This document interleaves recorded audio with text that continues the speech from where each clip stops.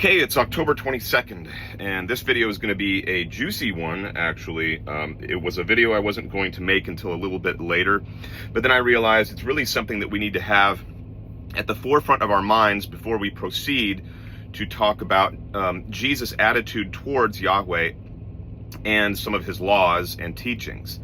But after this video, that's what we're going to do. We're going to get into certain scenes in the New Testament, particularly in the Gospels, certain teachings of Jesus, certain things he preaches, certain stories he tells, and then the scene where Satan comes to Jesus when he's fasting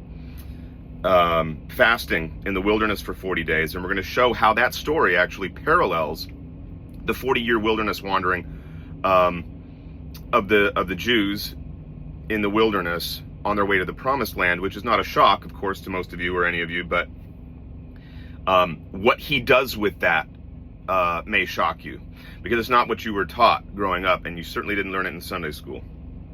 What Jesus is going to be doing is ever so subtly but very clearly contrasting himself with Yahweh to show that Yahweh was an evil tyrant, essentially, and he contrasts his approach with Yahweh's. And then after we do that, we'll be able to go back through some of the harsh actions that Yahweh takes in the Old Testament that are not directly dealt with by Jesus in the New Testament or other New Testament authors, and we'll be able to understand them for what they really are, and then we'll be able to understand what Yahweh's true intentions were, what was really behind the approach he took, because it's not, the answer is not what you were taught. We're going to then go back to Revelation after that and pick up a theme that Israel Anderson calls the contract for humanity. And that's going to be really important. It's really central to this whole thing, to go look at that, particularly Revelation 4-5, which kind of explains for the followers of Jesus what in fact was the true significance of Jesus' arrival on this planet, and what the true significance of his ministry entailed with regard to the law, with regard to Yahweh's law. But I'm going to do things in this video a little bit out of order, because this is really important for you to grasp. It's quite an esoteric thing. It's something that on some level I think a lot of us that are familiar with the esoteric and occult traditions are aware of, but we don't usually put two and two together and make the connection that I'm going to make to you here. Another reason I'm bringing this up is because now I haven't gotten this a lot. I'm actually kind of surprised. I've had maybe two or three messages come in since I started this series berating Freemasonry, as though it's kind of being assumed by the person posting that I either have that I'm either potentially a Freemason, or that I have sympathies for it. I can't say that I know anything about Freemasonry from direct experience. I've never been initiated as a Freemason. I don't, at this point, ever anticipate becoming a Freemason, which is kind of part of the reason for making this video. I have been told that Blue Lodge Masonry is a very different animal from irregular Masonry and other forms of Masonry. That it's those other forms that may have the objectionable content. Again, in terms of what we're going to be talking about today. That irregular Masonry goes out on a limb by embracing certain left-hand path teachings that may or may not be compatible with what's taught in the Blue Lodge. But I'll just let that lie. And you know, I know a lot about Freemasonry, but it's from study. It's from sitting down and reading, not so much, well, not at all, from having any direct participation in it. And I'm going to tell you why I think that, on the whole, I think Freemasonry is probably not a good idea. And I'm being kind when I say probably, because every fiber in me tells me, based on certain connections I'm making throughout this series, that I'll be making throughout this series, and that I'm making now as I go back through the Old and New Testaments, I'm convinced that it is not a good system, but the most objectionable aspects would not be confronted until you reach really the highest levels of the order. So this video is called Leviticus 24, 10 through 16, and the Lost Word of Freemasonry. The Lost Word of Freemasonry is a well-known secret within Freemasonry. At least it's not, the secret isn't known per se, but it's known that this is a secret in Freemasonry, something called the Lost Word. And the Lost Word is rooted in the Tetragrammaton, the name for Yahweh that we are given in the Old Testament. Tetra means four, gramma means letter, and so Tetragrammaton means 4 letters. The 4 letters that make up the Tetragrammaton in Yahweh's name is Yod-He, Vav-He. Hebrew does not have vowels, so we don't know exactly how his name is properly pronounced. That's the whole secret. Now, about 6 centuries after the Christian era, the Masoretes came along and came up with vowel points, and then we have that's from that we get the word Jehovah, but it's really not believed that Jehovah is how his name was intended to be pronounced, and I think we can say that with absolute confidence, considering that it is one of the deepest esoteric truths of Rabbinic Judaism. And what I want to suggest to you is that the lost word, this secret lost word of Freemasonry, is an occult secret that goes back a long ways to the Pentateuch, back here to Leviticus, which is what I'm going to show from this text, Leviticus 24, 10 through 16. I believe personally that what is happening here is that Gentiles through Freemasonry are being subtly and unbeknownst to them in a lot of cases inducted into or initiated into the worship of the Old Testament Satan or Yahweh. So that is what true Satanism is. True Satanism is the worship of the tribe's God. This Levian nonsense and Aquino nonsense and all this other stuff may have some harmful teachings. It does. It may be objectionable in a number of different ways, but it is not true Satanism. True Satanism, it's just it really is just a childish caricature of the real Satanism, which is what the tribe follows. Now, I'm not saying that all of them understand Yahweh in this fashion, but this is you know, the image of Yahweh we're given in the Torah is this very brutal, violent, jealous, angry God who usurps the role of the Most High, goes around lying and masquerading and deceiving people. This is the God that they traditionally worship. And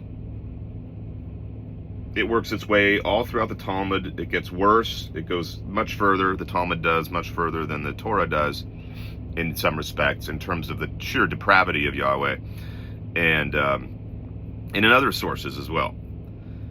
But let's get to Leviticus 24. This is the famous case of the man who was stoned to death for taking the name of God in vain.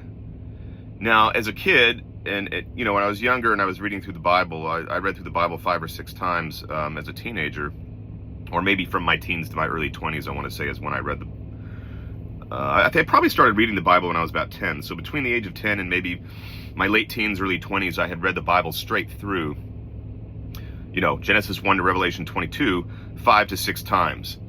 I didn't stop reading the Bible. I've studied it in great depth over the years since that time, but really concentrated on certain passages and certain texts depending on what I was studying or what I was coming across in my reading and in my daily life. But now that I come back to reading it straight through with fresh eyes, and with this newer perspective about who Yahweh is and what Jesus is trying to do, what he's trying to tell us relative to Yahweh, really is giving me a whole new perspective on things, and I'm reading the text a lot differently and catching things I didn't catch before. And what I'm catching in this Leviticus 24, which apparently I guess I didn't notice in the past, is that this man wasn't stoned for disrespecting Yahweh or for having a bad attitude, or for using the name of Yahweh in a less than flattering manner. He was stoned because he pronounced the name. The name was not ever to be publicly pronounced. It was a secret. It's the same secret that the Masons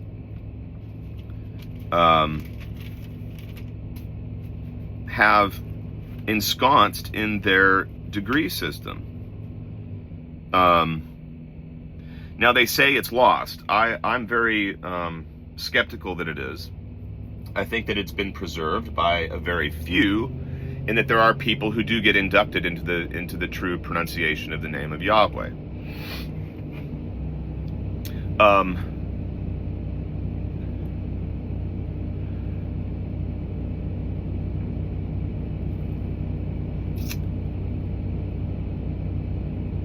That's why I think it's not coincidental that over the centuries, and in particularly, I want to say the 17th, 18th through the current century, a lot of information has come out about Masonry being in large part inextricable from Judaism. There are many, many connections between the two.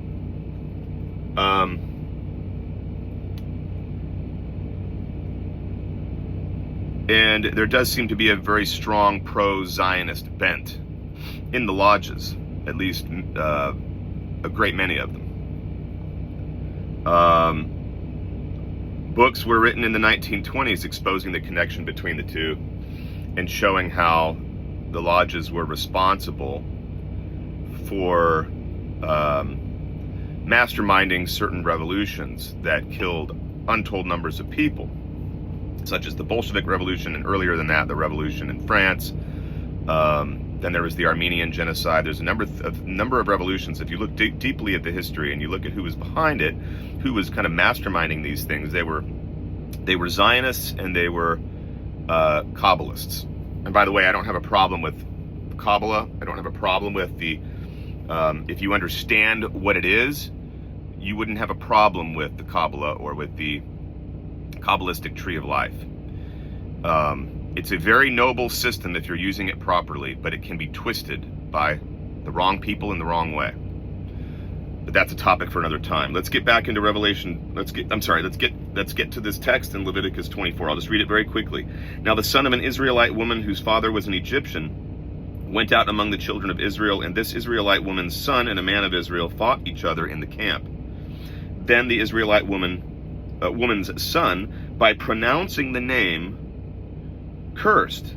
And so they brought him to Moses, His mother's name was Shelomith, the daughter of Dibri of the tribe of Dan. Then they placed him in custody to make a decision regarding him through an ordinance of the Lord. Thus the Lord spoke to Moses, saying, "Take the one who cursed outside the camp, then let all who heard him lay their heads on his head, and let all the congregation stone him. Then you shall speak to the children of Israel, saying, Whoever curses God shall bear his guilt. Let him who pronounces the Lord's name be surely put to death. Let all the congregation of Israel stone him with stones, the resident alien as well as the native. Let him die when he pronounces the Lord's name." So there you have it. It's quite clear. There's really not much of an explanation. There isn't an explanation, as far as I know, in the Bible anywhere about why this name was not supposed to be pronounced. Obviously, there are public explanations, which I'm not particularly interested in, because I don't think they are the real reason, or at least not the deepest reason his name is not pronounced. I do believe that at the highest levels of certain quarters of occultism, there are Gentiles being initiated into Satanism, which I'm equating with Yahweh worship. Another connection that you can make there is, I often wondered, and we didn't touch on this because I was more interested earlier in talking about how Jesus identifies Yahweh as the devil in Revelation. So we skipped over the man beast, the individual beast, right? We talked about the sea beast and the red dragon, and a little bit about the land beast, which was Jerusalem, but mostly in passing. The individual beast is given the number 666, and it's been a little bit over the years perplexing to me why the Son of Man in Revelation would identify the individual beast with this number, because the number comes from the Old Testament. It's associated directly with Solomon, who receives 666 talents of gold. I believe he received the 666 talents of gold from the Queen of Sheba.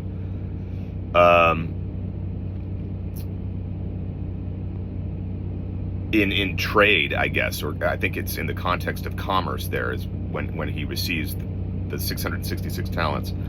Why is it associated with Solomon? I mean, we know that at one point, Solomon, quote unquote, apostatizes by following after other gods, but that's not an adequate explanation now, because we know that Yahweh is one of these gods, and Yahweh worship is no better than the worship of any of the other gods that Yahweh prohibited them from engaging in. So, is that why Revelation, which is seeking to expose Yahweh as the chief enemy, is that why Yahweh is associating Solomon with 666? Because he followed after these other gods who were less evil, or at least, if not less evil, less capable of doing as much damage as Yahweh is, given the amount of power Yahweh had in the ancient world at that time?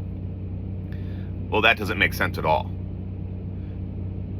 The writers of Revelation would have been associating Solomon with the man beast because of his association, his deep association with Yahweh. He was deeply associated with Yahweh because he was the chief architect behind the creation, or the building of the first temple. So he was quite devoted to Yahweh worship, more than any other, perhaps more than any other figure in the Old Testament, in some ways. And Solomon is a chief, one of the chief characters in Freemasonry. The individual beast, and then the name of the sea beast and the dragon, Yahweh, is held up as this high secret. So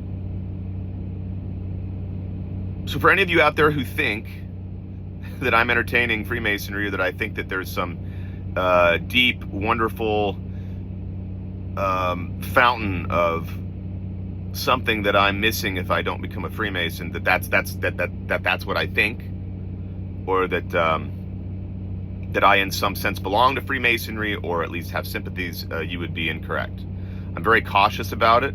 I'm more than cautious. I'm very distrusting because of these connections I'm making, and I do not anticipate that I would ever join a Freemasonic lodge. So with that said, we're going to close this out and proceed with our series. Have a great day, guys.